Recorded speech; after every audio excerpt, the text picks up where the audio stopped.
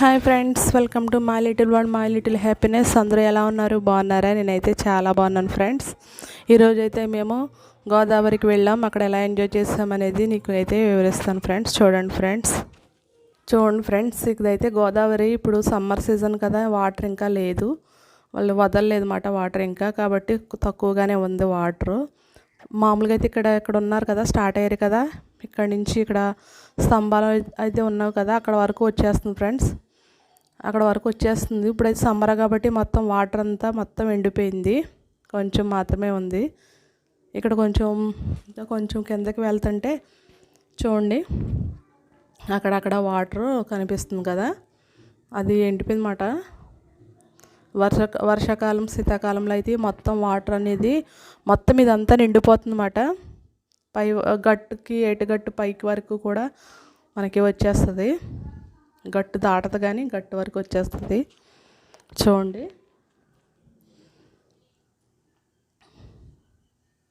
నడుచుకుంటూ వెళ్తున్నాం అన్నమాట ఇలాగా. అక్కడ వాటర్ అక్కడ కనపడుతున్నారు కదా జనాలు, అక్కడ వరకు నడుచుకుంటూ వెళ్ళాలి.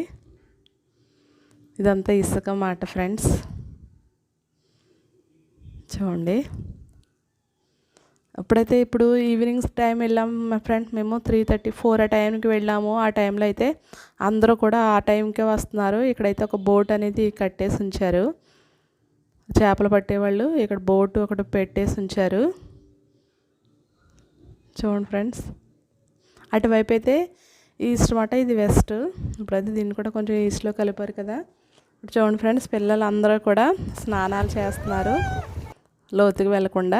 ఇదైతే మా ఫ్యామిలీ పిక్ మాట. చూడండి ఫ్రెండ్స్, మేమైతే బోటు దగ్గర ఉండి సెల్ఫీ తీసుకున్నాము.